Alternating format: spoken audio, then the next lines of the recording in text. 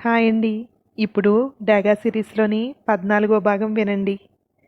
ఆ మాట చెప్పి కాల్ కట్ చేసేటప్పటికి అతనెదురుగా ఉంది గాయత్రి.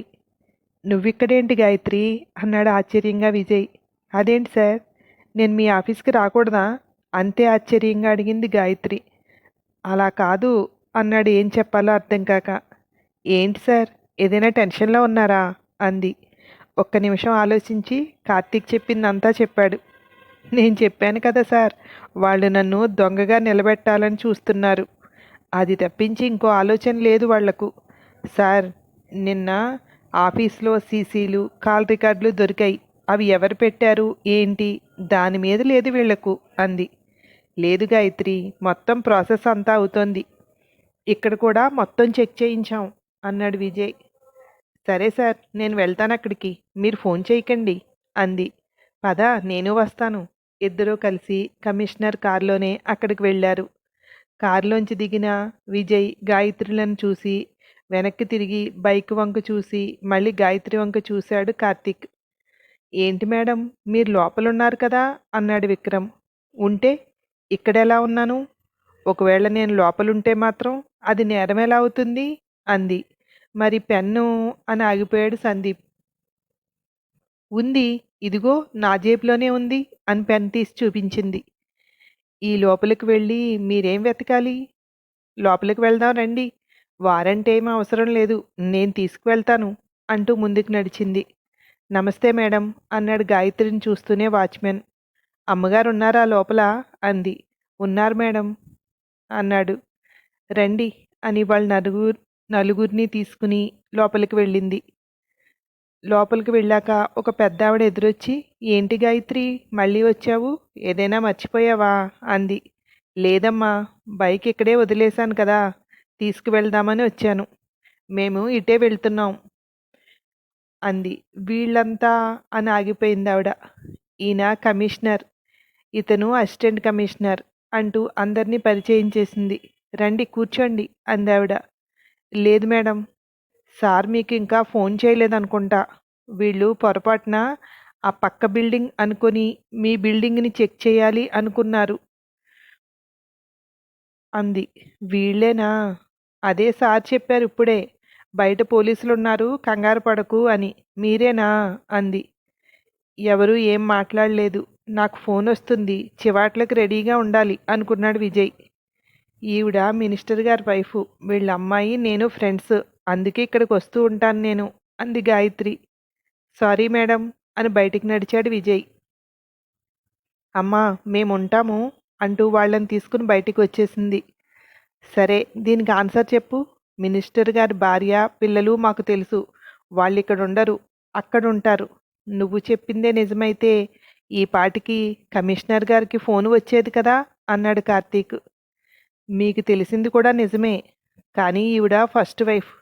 ఈవిడకు పిల్లలు పుట్టలేని కారణం చూపించి రాజకీయ లబ్ధి కోసం ఈవిడకు డైవర్స్ ఇచ్చి ఆవిడని పెళ్లి చేసుకున్నారు.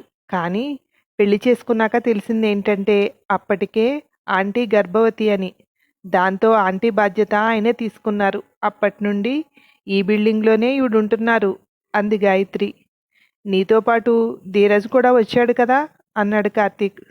"చూసారా సార్, నన్ను ఫాలో చేసి నేను ఏం చేస్తున్నానో తెలుసుకోవడమే వీళ్ళ పని. అందుకే మాలాంటి వాళ్ళకి ఇక్కడ పని పడుతోంది" అంది. "నేను అడిగిన దానికి నువ్వింకా సమాధానం చెప్పలేదు" అన్నాడు రెట్టిస్తూ కార్తీక్. "అతని గురించి నన్ను అడిగితే" అంది. "ఇద్దరూ కలిసి వచ్చారు కనుక అడుగుతున్నాను" అన్నాడు కార్తీక్. "మినిస్టర్ గారి అమ్మాయి మన్విత, ధీరజ్, నేను కలిసి మన్విత కారులో వెళ్ళాం. అందుకే మా ఇద్దరు వాహనాలు ఇక్కడే ఉండిపోయాయి" అంది. "గాయత్రి విషయం వదిలేసి మిగిలిన పనుల మీద కాన్సన్ట్రేట్ చేస్తే బాగుంటుంది" అన్నాడు విజయ్. "సారీ సార్" అన్నాడు కార్తీక్. "గాయత్రి వస్తావా?"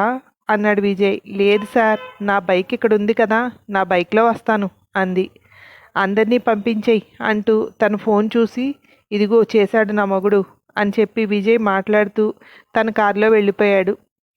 గాయత్రి తన బైక్ తీసుకుని వెళ్తూ, "ఏంటి ఇంకా వెయిట్ చేస్తున్నారు? అందరినీ పంపించేయండి, బయలుదేరండి మీరు కూడా" అంది. "తెలివిగా తప్పించుకుంటున్నాను అనుకోకు, దొరుకుతావు" కరెక్ట్గా నాకు అప్పుడు చెప్తాను అన్నాడు కార్తీక్. అలాగే సార్, కానీ కొంచెం చిన్న చిన్న చీఫ్ ట్రిక్స్ మానేసి కొంచెం మెచ్యూర్డ్గా ఆలోచించండి. ఇదిగో మీరు పెన్లో ఫీడ్ చేసిన కెమెరా అని చిన్న బాక్స్ తీసి కార్తీక్ చేతిలో పెట్టింది. తన బైక్ స్టార్ట్ చేసుకుని వెళ్ళిపోయింది. పోలీసులందరినీ పంపించి ముగ్గురు కూడా బయలుదేరారు. చాలా టెక్నాలజీ, అసలు ఎవరూ కనిపెట్టలేరు అన్నావు అన్నాడు విక్రమ్ చూస్తూ కార్తీక్. సార్ చెప్పినట్టు మనం గాయత్రి మేడంని వదిలేసి వేరే దారి వెతుక్కోవడం బెటర్ సార్. ఈవిడ మనకు దొరకదు అన్నాడు. కానీ ఈ అమ్మాయి వెనుక ఏదో ఉంది. తను మనకు తెలియకుండా ఏదో చేస్తోంది. అది ఎంత తొందరగా కనిపెట్టగలిగితే అంత మంచిది అన్నాడు కార్తీక్. గాయత్రి వెళ్ళడమే తిన్నగా ఒక ఇంటి దగ్గర ఆగింది. బయట నిలబడి ఉన్న ఒక పెద్దావిడ గాయత్రిని చూసి రామ్మా లోపలికి అని, క్షమించండమ్మా రండి లోపలికి అంది. పర్లేదమ్మా, మీరు నన్ను గాయత్రి అని పిలవండి. మీ పేరు అంది. నా పేరు సుందరమ్మ, నా కొడుకు పేరు గణేష్. వాడి డెడ్ బాడీ కోసమే నేను మీ పోలీస్ స్టేషన్ల చుట్టూ తిరుగుతున్నాను అంది. అమ్మా, అక్కడున్న అవయవాలన్నీ ఎవరివో కూడా తెలియకుండా ఉన్నాయి.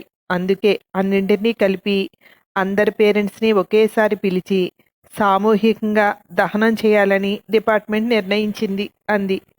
కనీసం కడసారి చూపు కూడా దక్కలేదా అంటూ ఏడుస్తోంది. అమ్మా, మీరు బాధపడకండి. ఆ చనిపోయిన వాళ్లలో మీ అబ్బాయి లేడు అనుకోండి అంది. ఈ మాట నిజమైతే ఎంత బావుండునో అంది సుందరమ్మ. నిజమేనమ్మా, మీరు అలాగే నమ్మండి. మీ కొడుకు తిరిగి వస్తాడు. మీరు ఆ దహన కార్యక్రమాలకు వచ్చినా ఆ శవాలలో మీ కొడుకు లేడు. అందరితో పాటు నేను వచ్చాను, చూస్తున్నాను అని మనస్ఫూర్తిగా నమ్మండి అంది. నువ్వు చెప్పింది నిజమేనా? నా కొడుకు దాంట్లో లేడు కదా, కానీ ఇన్ని రోజులు ఇంటికి రాకుండా ఉంటాడా అంది. మీ కొడుకు ఎప్పుడు వెళ్ళాడు అంది గాయత్రి. అప్పుడప్పుడు వెళ్తుంటాడమ్మా. వెళ్ళి వారానికి 10 రోజులకి ఒకసారి వచ్చి కనపడి వెళ్తాడు. ఏదో ఉద్యోగం చేస్తున్నాడు. ఏ ఉద్యోగం అనేది నాకు తెలీదు. వెళ్ళిన రోజు ఫోన్లో ఎవరితోనో జస్వంత్ ఆడిటోరియం అని చెప్పడం విన్న గుర్తుందమ్మా. అందుకే నా కొడుకు కూడా అక్కడ ఉన్నాడు అనుకున్నాను అంది. అతని రూమ్ ఒక్కసారి చూడొచ్చా అమ్మా అంది గాయత్రి. వాడుకో రూము, మాకో రూము అని ఉండదమ్మా. ఉన్నది ఒకటే రూము, అదిగో అదే చూడండి అంది. ఆ రూమ్లోకి వెళ్ళి అక్కడంతా చూస్తూ అక్కడున్న సూట్ కేసు ఓపెన్ చేసి చూసింది. ఆ రూమ్ అంతా చెక్ చేసి అతను చేస్తున్న ఉద్యోగం ఏంటి అనేది తెలిసే ఆధారం ఒక్కటి కూడా లేదు. నమ్మకంగా చెప్తున్నాను, మీ అబ్బాయి చనిపోయిన వాళ్ళలో లేడు. చూస్తూ ఉండండి. 2 రోజుల్లో మీ అబ్బాయి మీకు ఫోన్ చేస్తాడు అంది నమ్మకంగా గాయత్రి. నీ నోటి చలవ అలా జరిగితే నాకంటే సంతోషించేవాళ్ళు ఈ ప్రపంచంలో ఎవ్వరూ ఉండరు. తండ్రి లేని పిల్లాడు. పోలీస్ అవుతాను అనేవాడు. ఆ మాట అనడం మానేసి ఏదో చిన్న ఉద్యోగం వచ్చిందని దాంట్లో జాయిన్ అయిపోయాడు. అప్పటి నుండి ఇంటి పట్టు ఉండడమే తగ్గిపోయింది అంది. మీరు కంగారు పడకండి. ఖచ్చితంగా మీ అబ్బాయి తిరిగి వస్తాడు అంది గాయత్రి. అలాగే అమ్మా, అలాగే ఆశగా ఎదురు చూస్తూ ఉంటాను అంది. గాయత్రి వస్తూ ఆలోచిస్తోంది. సూట్ కేస్ మీద 2 నెంబర్లున్నాయి. ఏంటా నెంబర్లు అని ఆలోచిస్తూనే ఉంది. ఆఫీస్కి వచ్చినా అదే ఆలోచిస్తూ వెంటనే మొబైల్ తీసి నెంబర్లు కొట్టి లాస్ట్ అక్కడ చూసిన నెంబర్ కొట్టి ఫోన్ చేసింది. రింగ్ అవుతోంది అటు నుండి. అమ్మా, ఎలా ఉన్నావు? నా కోసం కంగారు పడకు, 2 రోజుల్లో వస్తాను అన్నాడు గణేష్. కాల్ తీసిన వెంటనే వినపడుతున్న ఆ మాటలకు, ఈ మాటలు అమ్మకి చెప్తే అక్కడ టెన్షన్ ఉండదు అని కాల్ కట్ చేసింది గాయత్రి. హలో హలో అని 2-3 సార్లు అని కాల్ కట్ అయింది అంటూ వేరే నెంబర్ నుండి తల్లికి ఫోన్ చేశాడు. కొడుకు గొంతు వింటూనే, ఎక్కడున్నావురా, ఏమైపోయావు? నేను నీ గురించి అడవని రోజు లేదు అంది సుందరమ్మ. బానే ఉన్నానమ్మా, టెన్షన్ పడకు. 2 రోజుల్లో వస్తానన్నానుగా. నేను కొంచెం బిజీగా ఉన్నాను. ఒక 2 రోజుల్లో వచ్చి నిన్ను కలుస్తాను. సరేనా అని కాల్ కట్ చేశాడు. ఎవరు? మీ అమ్మ. పోనీ బాస్ ఇచ్చిన డీల్ చేసేలోపు ఒక్కసారి వెళ్ళి కనిపించలేకపోయావా అన్నాడు గణేష్తో పాటు అక్కడ వర్క్ చేస్తున్న వాసు. లేదు వాసు, ఇప్పుడు నాకు అమ్మ కంటే బాసే ముఖ్యం. ఆయన చెప్పిన డీల్ కంప్లీట్ చేసి అప్పుడు వెళ్తాను అమ్మ దగ్గరికి అన్నాడు గణేష్. నీ స్వామి భక్తి చూసే బాస్ నీకు ఈ పని ఇచ్చాడు. దీన్ని కరెక్ట్‌గా చేస్తే ఎక్కడో ఉంటావు గణేష్ అన్నా నువ్వు అన్నాడు వాసు. అవునురా అదే చూస్తున్నాను అంటూ వాసు చూడకుండా గాయత్రి నెంబర్ డిలీట్ చేశాడు. కుశాల్ కన్ఫర్మ్‌గా నేను ఇండియా వెళ్తున్నాను అనే ఇన్ఫర్మేషన్ మన వాళ్ళందరిలోనూ స్ప్రెడ్ చెయ్యి అన్నాడు డేనియల్. మీరు వెళ్తున్నప్పుడు వీళ్ళందరికీ తెలియాల్సిన అవసరం ఏముంది బాస్ అన్నాడు కుశాల్. ఇక్కడ మన వాళ్ళలో పోలీసు వాళ్ళు కూడా ఉన్నారు. వాళ్ళు ఎవరో తెలుసుకోవాలంటే ఈ మాత్రం చెయ్యాలి అన్నాడు డేనియల్. ఇండియాలో అంటే కొత్తగా 1 సంవత్సరం నుండే మన దగ్గర ఉన్నాడు కనుక గణేష్ని అనుమానిస్తున్నాం. ఇక్కడ మన దగ్గర ఉన్న వాళ్ళు కొత్త వాళ్ళు ఎవరూ లేరు కదా బాస్. అందరూ దగ్గర దగ్గర 4 సంవత్సరాల పైనుండి ఉన్నవాళ్లే అన్నాడు.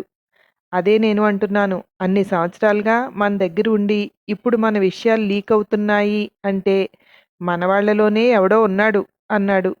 ఓకే బాస్ అదే చేస్తాను అన్నాడు. ఇండియాలో ఉన్న మన వాళ్ళకి తెలియనివ్వకు. అంటే నువ్వు చెప్పకు. వేరే వాళ్ళ ద్వారా ఏమన్నా తెలిస్తే అప్పుడు చూద్దాం. వాళ్ళకి ఎవరు చెప్పారో అన్నాడు. అర్థమైంది బాస్ అన్నాడతను. అలా చెప్పిన అరగంటలోపే డేనియల్కు ఫోన్ వచ్చింది. బాస్ మిమ్మల్ని మేడం ఫోన్ చేయమన్నారు అన్నాడు అటు నుండి. సరే అని ఫోన్ చేశాడు ఇంటికి.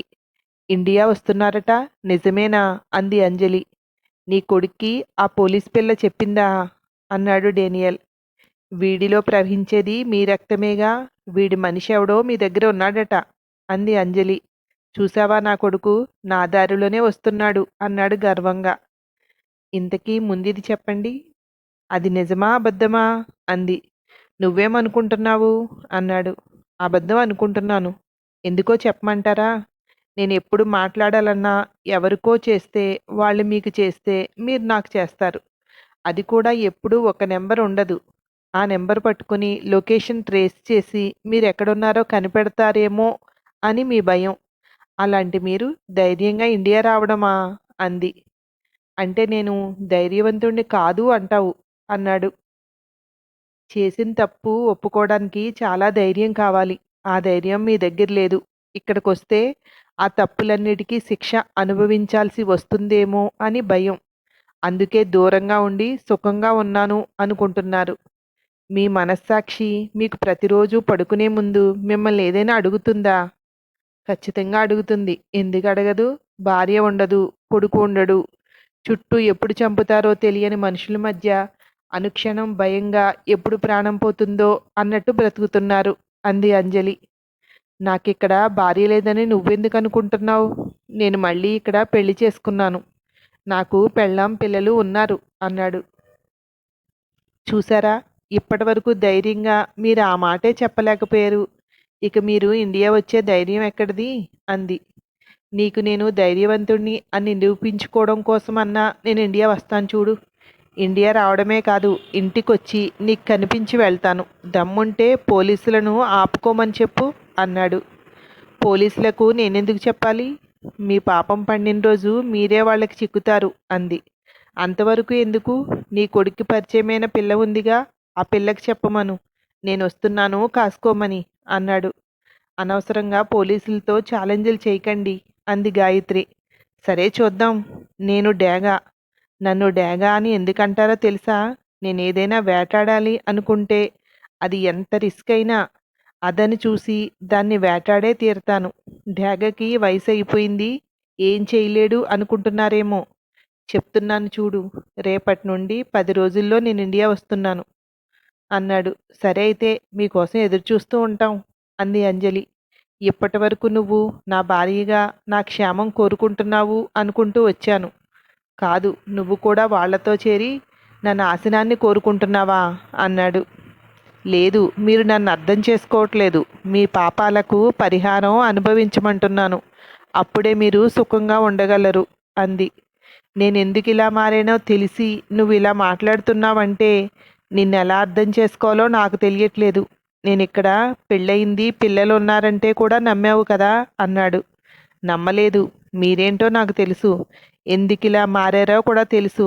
కానీ అవసరాల కోసం మారిన మీరు అదే వృత్తిగా స్వీకరించారు చూడండి, అదే నాకు నచ్చనిది అంది. అవసరం కోసమే మారాను, కానీ ఆ మారినప్పుడు జరిగిన సంఘటన వల్ల నేను అనుభవించిన బాధలన్నిటికీ మించిన సంతోషం నాకు దక్కింది. అందుకే ఇంకా ఆ సంతోషాన్ని ఎంజాయ్ చేస్తున్నాను. ఓకే. నువ్వన్నట్టుగా ఇప్పుడు నా పాపం పండుతుందేమో చూద్దాం. వస్తున్నాను కదా! అక్కడికి నేను తప్పించుకుంటే మాత్రం నేను చెప్పినట్టు నువ్వు వినాలి. నాతో పాటు వచ్చేయాలి అన్నాడు. నేను అదే కోరుకుంటున్నాను. ఇప్పుడు మీరు వచ్చి తప్పించుకోగలిగితే దేవుడు మీ పాపాలన్నీ క్షమించినట్టే అంది. సరే కలుద్దాం అని కాల్ కట్ చేశాడు. ఈ సంభాషణ అంతటినీ కమిషనర్ విజయ్ ముందు ఉన్న గాయత్రి, కార్తీక్ ముగ్గురు వింటున్నారు. కాల్ కట్ అయ్యాక, సార్ ఇది నా స్కెచ్. ఇప్పుడు అతను వస్తున్నాడు. తప్పించుకునే ఛాన్స్ ఇవ్వకూడదు సార్ అంది. ఎక్స్క్యూజ్ మీ అంటూ లోపలికి వచ్చింది తార. దగ్గరకొచ్చి విష్ చేసి, సార్ ఎప్పటిలాగే ఈ కాల్ చేస్తున్నప్పుడు ఏదో డివైస్ వాడుతున్నారు సార్. అది ఎక్కడి నుండి వచ్చిందో మనం కనిపెట్టలేం. ఒక్కోసారి ఒక్కో లొకేషన్ చూపిస్తోంది సార్ అది అంది ఆ అమ్మాయి.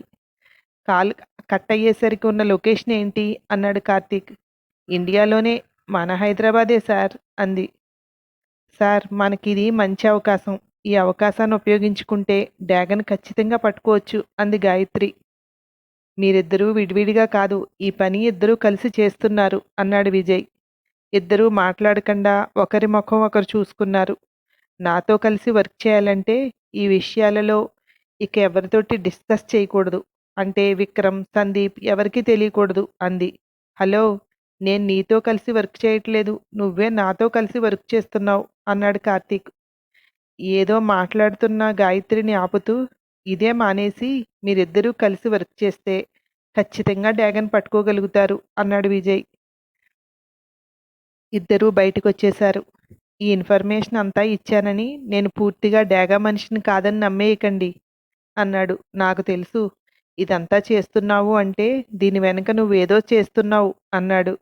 రేపు జరగబోతున్న సంస్మరణ దినోత్సవంలో అల్లరి జరిగే ఛాన్స్ ఉందని ఇన్ఫర్మేషన్. ముందు దాని మీద దృష్టి పెట్టండి అంది గాయత్రి. నా పని గురించి నువ్వు చెప్పక్కర్లేదు అన్నాడు కార్తీక్. ఓకే సార్ అని వెళ్ళిపోయింది. ఇక్కడ సుందరమ్మ ఎవరు అని అడిగాడు ఒక వ్యక్తి సుందరమ్మ గుమ్మం ముందు నిలబడి. నేనే సుందరమ్మని అంది. మీ అబ్బాయి నిన్ను తీసుకురమ్మన్నాడు అన్నాడు అతను. అవునా, ఎక్కడున్నాడు? ఇంటికి రాకుండా నన్నెందుకు అక్కడికి తీసుకురమ్మన్నాడు అంది. ఏంటి నీ ప్రశ్నలు? ఆడు తీసుకురమ్మన్నాడు. ఇదిగో ఈ ఫోటో చూడు అంటూ మొబైల్లో ఫోటో చూపించాడు. వీడు నీ కొడుకేనా? వీడు నిన్ను తీసుకురమ్మన్నాడు రా అన్నాడు. ఒక్క నిమిషం బాబు వస్తున్నాను అని లోపలికి వెళ్ళి తాళం కప్పు తీసుకుని బయటికి వచ్చి తాళం వేస్తుంటే, ఇదిగో 2 జతల బట్టలు తెచ్చుకో అన్నాడు. ఏమైంది బాబు, ఏదైనా ప్రమాదమా అంది. ఏం లేదు, నిన్నెక్కడికో తీసుకువెళ్తాడంట, నిన్ను బట్టలు తెచ్చుకోమన్నాడు అన్నాడు. లోపలికి వెళ్ళి బట్టలు సర్దుకుంటూ ఆలోచిస్తోంది. ఇన్ని రోజులుగా రానివ్వడు, ఇప్పుడు నన్ను తీసుకువెళ్ళడానికి ఎవరినో పంపించడం ఏంటి? వాడికి ఏం కాలేదు కదా అనుకుంది. బయటికొచ్చి తాళం వేసి పక్కింటి దగ్గరికి వెళ్ళి, ఇదిగో సరోజా, ఒకసారి ఇట్రా. అదిగో అటు చూడు, అతనెవరో తెలీదు. నా కొడుకు వీడిని నన్ను తీసుకురమ్మన్నాడట. మా ఇద్దరిని నీ ఫోన్తో ఒక ఫోటో తీస్తావా అంది. ఏమ్మా, ఎందుకు ఫోటో అన్నాడు వాళ్ళ దగ్గరికి వచ్చిన అతను. ఏమో, నువ్వెవరో నిన్ను నమ్మేసి నేను నీ కూడా ఎలా వస్తాను? నువ్వు ఒక ఫోటో తీయవే సరోజా అంది సరోజతో. ఏయ్, నువ్వు లోపలికి వెళ్ళు అన్నాడు సరోజతో. నువ్వు నోరు మూసుకుని నాతో రా. నువ్వు 16 ఏళ్ల బాలాకుమారివి మరి, అందుకని నిన్ను కిడ్నాప్ చేస్తున్నాను అన్నాడు వెటకారంగా. నిన్ను చూస్తే నాకేదో అనుమానంగా ఉంది. నేను నీతో రాను అంది సుందరమ్మ. ఈ భాగం ఇక్కడతో ఆపేస్తున్నాను. ఇంకో భాగంతో మళ్ళీ కలుద్దాం. మీకు ఈ స్టోరీ నచ్చినట్టయితే లైక్ చేసి షేర్ చేయండి. సబ్స్క్రైబ్ చేయండి. Thank you. బాయ్.